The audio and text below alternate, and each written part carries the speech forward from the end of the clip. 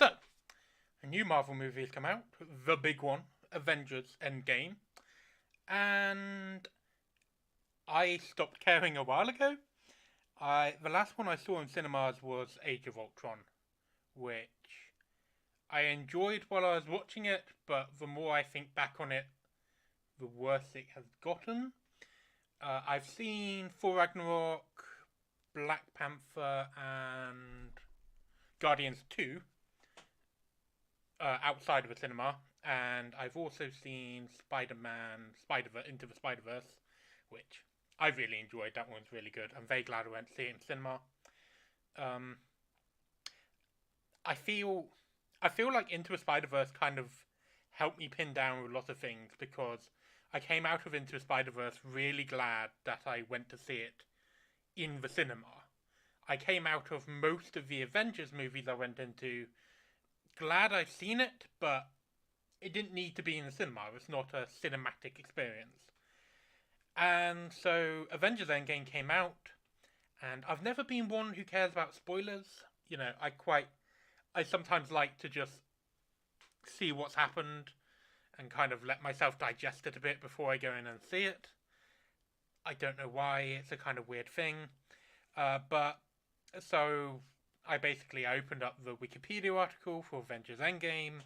I read through it, and then I sat back and went, I feel satisfied. I feel emotionally satisfied by the end of my journey through the Marvel Universe, starting with, I think the first one I actually went to see in the cinemas was the original Avengers. Might have been one of the Iron Mans. I only really went when I was going with friends, and they came back right about exam time, so it was always a bit of a toss-up if I could get to see them. But I felt that this journey was satisfactorily ended, and I was happy, and I was just like, I don't want to go and see it in the cinema. I've read the Wikipedia article. I'm done. So I kind of want to unpack that, and I also want to have juicy clips, which I understand you can get if you start talking about a popular movie, but I haven't seen it.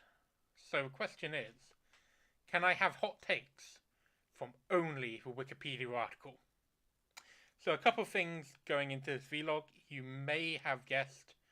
One, it's not really a vlog. It's going to be me speaking over some static images. I've got a Wikipedia article open in a browser. I've got a picture of the Endgame poster, and that's it. I don't like appearing on camera. You may have noticed that this is not edited at all. I kind of felt that this joke didn't really deserve more than like one pass. So I was just like, fine, I'll record this on OBS, and then what comes out, and all the pauses like that one are going to be left in. Obviously, spoilers for everything, and no script. I have a list of notes. I have 10. Yeah, I have 10 hot takes in a rough order, just from a Wikipedia page for Avengers Endgame. I think it's 10. Yeah, I kind of started writing down just as I went, and then I realised some should moved around, so it's a bit tricky for me to tell. So I haven't bothered labelling them in the video, but, Anyway, so from now on, I'm about to take away the giant black blob. So you will see everything, and you will be spoiled. I will note, when I say I'm not doing editing, I mean all of this will be live in OBS Streamlabs as well. So, voila! Okay, so I'm not going to bother reading out the plot summary. You can do that on your own time, either reading through here if you can read it. I don't know how well it's going to come out, or just open up Wikipedia, pause this, open up Wikipedia, have a quick read through. Or you might have already seen the movie, in which case you don't need to read it, but you might want to read it so you know what I'm talking about. Anyway, so let's start. The first hot take I have is the snap and the rapture. So, I'm a big fan of the blog Slacktivist by Fred Clark, and in particular, he does deconstructions of the very bad Christian book series Left Behind. Fred is, in fact, a Christian himself, and a lot of his objections to this is like, you're being bad at writing and you're being bad at Christianity. So, if you don't know what happens there, the rapture happens, and all the true Christian believers and all the children under the age of, I think, about 12 or 13, whatever the age about accountability is, get raptured. They all disappear, leaving only their clothes behind. And it's kind of, the whole thing is set in this post-rapture world with everyone devastated by the loss of their families. Except they aren't, because the writers are terrible, and they just have everything. Like, there's a couple chapters where it happens, and then everything just goes back to normal. We don't get sudden shots of people mourning the loss of their children, because every child on Earth has disappeared. Like, every child on Earth disappears, and no one notices anything. So, I know, there's definitely a parallel to be brought there between the snap, and I'm intrigued by, there's this 5 years later in the second paragraph. It's weird to start at the second paragraph, but we'll get back to it first. 5 years later, all this has happened. So, I think one of the problems that the Marvel movies has always had is, and Marvel comics and DC comics, superhero comics in general, is they can't do too much to change the world from how it is. They can have mysterious countries that don't exist in our world, but at the same time, like, New York still has to be New York. Tony Stark and Reed Richards cannot use their tech to remake society because it will stop reflecting our society. And this carried through in the Avengers movies to a point. Like, Avengers 1 was really bad at it. I remember, New York was New York got trashed, and then it's kind of, no one really does anything with it. There's no, we have to rebuild this world financial center. And, oh, hey, maybe, an economic-based supervillain might want to take advantage of that. Wink, wink, Iron Man writers. Come on, it was right there. Yeah, someone trying to misuse the reconstructing of New York. But, there is this kind of, I don't know. But yeah, so, from what I can gather, at the very least, I'm sorry, this is why I said that pauses will be left in. So at the very least, we know Thor gets drunken and overweight from this, and there'll definitely be more to say about that, because I know about Fat Suit.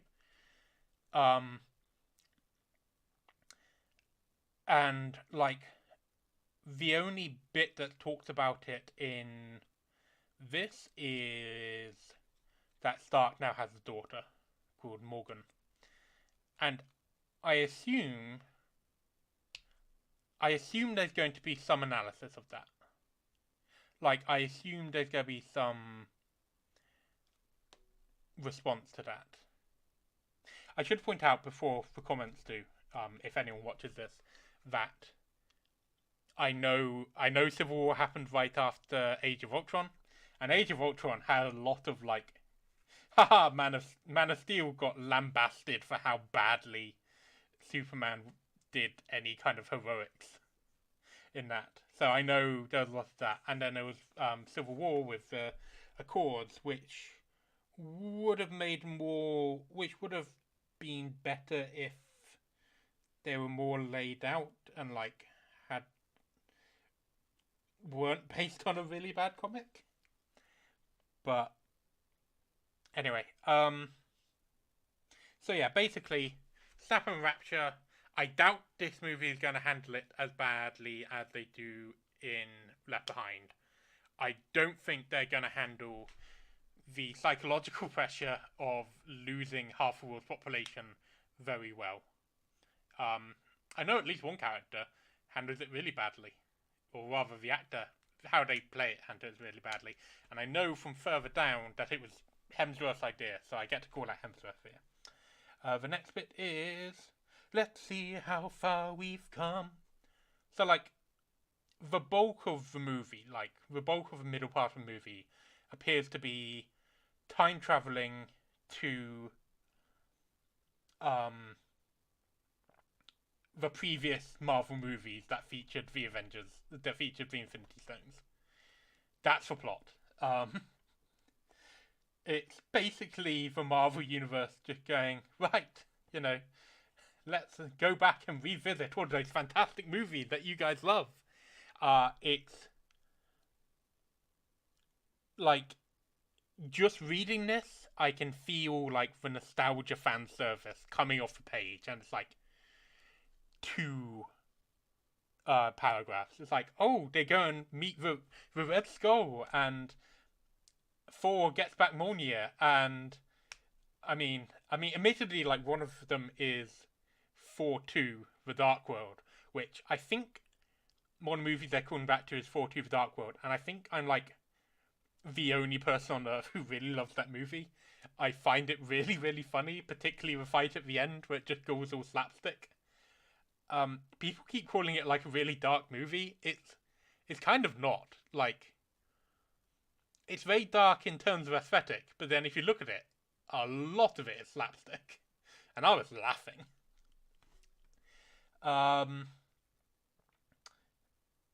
Cool. Yeah. So, thematically, a large chunk of it, looking back on what's happened and putting a capstone on all of this. And, that makes sense. I like that. So I feel like I'd probably, sit back and enjoy most of the middle part of the movie, just because it's stuff to do. It's like, I enjoyed those movies. I am very easy to please with pointing out things that I recognize. I'm a nerd. We're all really easy to please by going, aha, I recognize that thing. Doopy-doo, endorphins, yay! Let's see. Point number 3. I am doing the hand gesture with 3 fingers, but you guys can't see me because I'm not on camera. Time travel, no problem. So, this movie involves time travel, and it involves time travel on a very large scale, doing a lot of very silly things, including going back in time to grab a bunch of artifacts which are destroyed that you then use, one of which controls time. Time travel is going to be dumb in this movie, and I say that as a Doctor Who fan. Like, if you come out of this, I'm not going to say you're wrong if you come out of this movie and go, the time travel made no sense, because you are going to be right. On the other hand, I kind of feel like they decided, yeah, let's just go for it. Let's just do whatever we want with time travel. And I don't know, like, I think you have to decide, do you prefer thematic stuff, because thematically it's, looking back on the past and, looking back on the last 22 movies or whatever, or do you want internal consistency? Basically that. 4. I don't know why I moved 4 into spot 4. I might have been trying to make a pun. Number 4 is 4. So, I am kind of fed up with the joke that happens when, like, a character gets depressed or something and instantly, like, grows overweight, and it always involves the actor putting on a fat suit. And it's just kind of annoying and kind of unpleasant, and just like, let me put it bluntly. Culture does a lot of moralizing and like a lot of moralizing about fat people that then comes back as humor. Like it's being reinforced by humor. I don't think the humor just comes from. Um, I don't think the humor just comes from fat people who are gross. It's like fat people are an acceptable target, therefore we can make it up. So I don't particularly like that. I will. I will also say there was a article on crack.com released today, yesterday, whatever, that was like talking about how bad Revenge of the Nerds is, the film from the 80s. And I will say, Revenge of the Nerds is a terrible, terrible movie. But the last section of the Cracked article is basically one extended fat joke. And it's just like, really? Really? Really? Also, the kind of assumption that if you're fat, you've given up on life or whatever. Kind of boring. I do like that Thor just kills Thanos, like, apparently before the opening credits. You know, the last sentence of the first paragraph is, "An enraged Thor beheads Thanos." Which I kind of just love. And by the end of the movie, he now has 2 hammers. And we'll get back to Mjolnir. But I find it really funny that, like, in Thor Ragnarok, funny and kind of disappointing that Thor Ragnarok was like, "Are you the god of hammers?" And then Infinity War and Endgame is just like, "Yes, he is the god of hammers. We must keep him having hammers. No one can stop having hammers. He must have hammers." 5. It's actually labelled, 5. Captain Marvel. So I knew kind of the plot of Captain Marvel movie, and I knew her power level, and like, honestly, Captain Marvel was kind of a bad fit for the Avengers movies, not because she's a bad character or anything like that, but just because she's on such a higher power level than any of them, apart from maybe like Thor and Hulk. In Dragon Ball Z terms, like, Captain Marvel is off here fighting fucking Frieza, and the rest of the Avengers are getting their ass handed to them by Krillin. That being said, if you brought her in, bring her in. Don't just like, she's kind, like, from the Wikipedia article, she seems to be kind of used as like a Deus Ex Machina. Like, it's okay. Nebula and Tony Stark are in deep space. That's fine. Just call in Carol Danvers. You know, we can't just take down Thanos' ship. That's fine. Call in Carol Danvers. So, just from like a... I don't think if I watched this, I'd be very happy with the way they've handled Carol Danvers. But at the same time, like, Thanos isn't really a threat by himself. He's a threat with his army and with his abilities to actually use the Infinity Stones without dying. Oh yeah, Tony Stark dies. I don't actually have anything about Tony Stark dying here. I just don't really care. Like, Thanos does not seem to be that much of a threat. He gets taken out in just an instant, and the main issue is actually managed to get the Infinity Gems together, and then once those are out of picture, he kind of goes down like a bit of a chump. So yeah, I feel like I'm disappointed that Captain Marvel, like the first female character to get the lead in a movie, doesn't get a bigger role to play. But on the other hand, she is very much a cosmic tier hero in the MCU, and the Avengers movies are not set up for cosmic tier heroes, despite the fact that they technically have a cosmic tier threat. The Avengers movies are weird. Okay, next. probably my most important one, which is Nebula and Ego. So, Guardians of the Galaxy 2, we have this whole movie about Peter Quill's daddy problems. And, um, you know, it's very well done, daddy problems. I don't begrudge it. There's always room for a good daddy problems film. But, if you gave me the premise and, what's led up to this,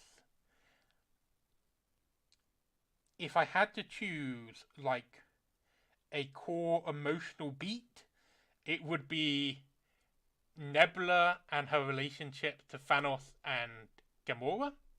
And that does seem to get some resolution. She goes back in time, she kills her past self and gets her sister's past self to rebel against Thanos and stuff like that. But there's no way it would be given enough time to be the emotional core of the film. In fact, it isn't, because, there's a funeral at the end. If there's a funeral at the end, probably where the emotional core is. I'm just guessing from the Wikipedia article. So I feel Nebula was robbed of her daddy issues movie. I shouldn't have said daddy movie. But and also daddy issue, Nebula was robbed from a movie based around her emotional turmoil.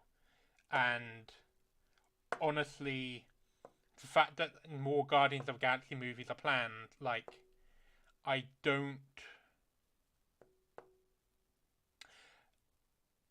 particularly like Peter Quill, and if he's the main character along with Thor, if the movies are focused on those two, I don't think I'll care. There's a lot of interesting characters in Guardians of the Galaxy. Peter Quill isn't one of them. Number 6. Natasha Romanoff. So, going back to Age of Ultron, there is that scene where Natasha is everyone's picking up the hammer. Everyone's picking up Mjolnir. And Thor is just like, you can't do it. And Natasha is pointedly the only one to not even try it. So, this turns out to be something to do with the next point, which is bullshit. But, in this point, when I saw that scene, I thought, so Natasha's gonna pick up the hammer. This is what's gonna happen. I see where you're going. The one person who didn't pick up the hammer gets to pick it up and use it. And nope. It was foreshadowing for Vision picking it up. Which, that was just disappointing. So, I was kind of hoping, because I know Natasha dies, and this will be the next point. I know Natasha dies, so I was kind of hoping, that would be picked up on. I know it's this thing that I've had in the back of my head for years, which is just why did you set up the scene that way if Natasha wasn't going to want to pick up the hammer? And now that the character's dead, it's well, there goes that really nice bit of setup. Joss Whedon, you wasted it. Anyway, so, that's my point. I mean, Steve Rogers picked up a hammer and used it, obviously. Obviously, Captain America picked up Thor's hammer. And I'm not gonna lie, I think I would probably squee when I saw that bit. If I saw that bit, but I kind of wanted Black Widow just because that bit of setup has been staring at me in the face, and now it's never gonna happen. So the second point I have about Natasha is, again going back to Age of Ultron, with the whole kind of I'm a monster because I was involuntary made infertile thing. Which, that scene was bullshit, okay? There are so many ways for you, there are so many ways that you could go, Natasha Romanoff feels like she's a monster. For one thing, the murders. Or, all of, programming that she can't get out of her head. But involuntary infertility is the one that they chose in Avengers 2. Avengers 1 at least had, there's blood in my ledger. And she gets information out of Loki. which, as it turns out to be useless because it's Stark who has the actual realization about what Loki is going to be planning. But anyway, I've been waving my pen around without the cap on, and now my hands are just covered with ink. I need to stop gesturing all the time, because you guys can't see me gesturing, and I'm not going to re-record this. Anyway, yeah, so she goes, I'm a monster, boo-boo-doo-boo-doo. And then there's a bit where she and Clint Barton are like arguing over who's going to sacrifice themselves to make the Soul Stone. And they're both just like, I should do it. No, I should do it. And, cool. It's been established for a while that these guys are, long time kind of friends, kind of battle buddies, whatever. And so it's like, it makes sense that would be the argument they have.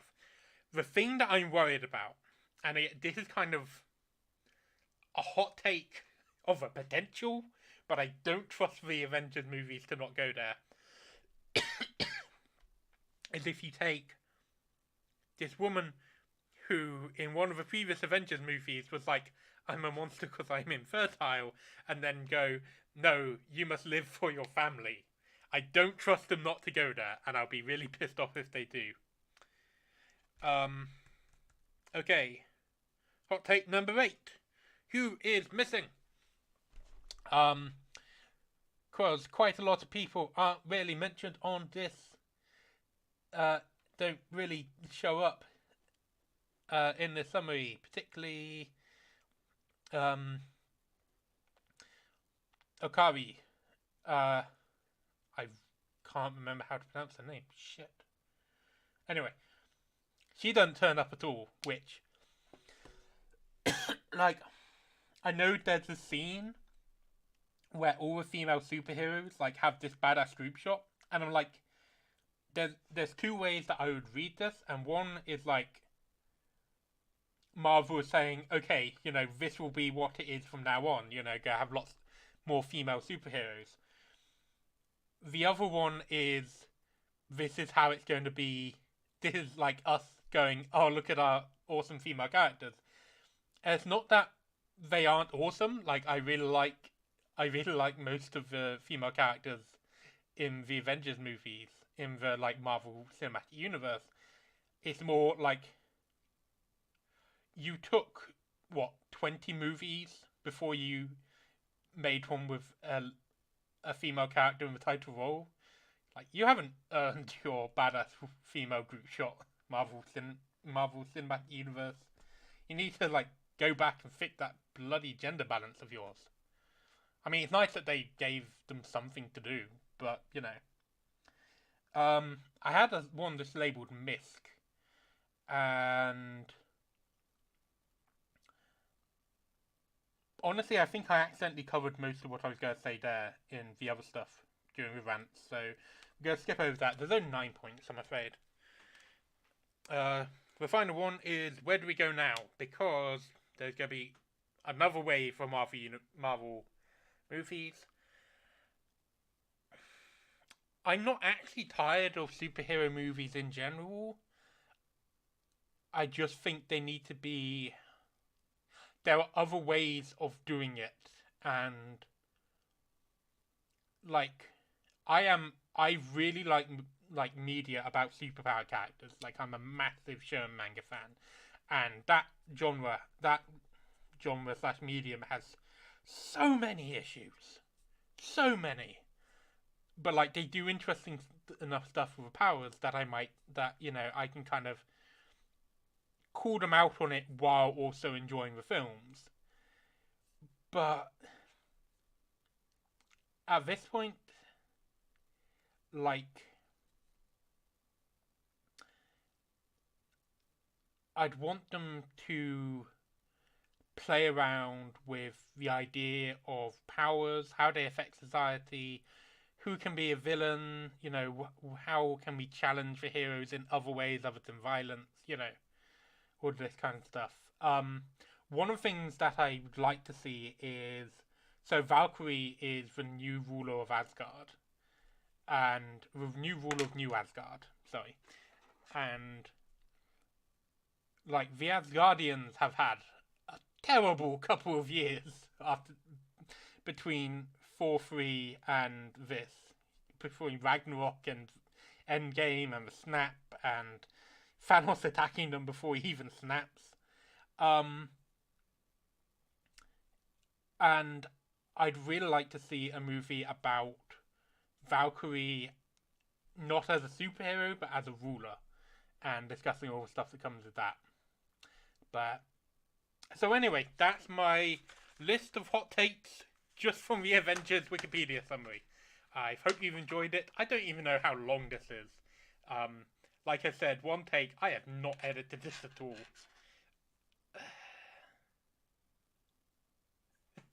I'm not even going to listen back to this because it's going to be really awkward. Anyway, see you guys.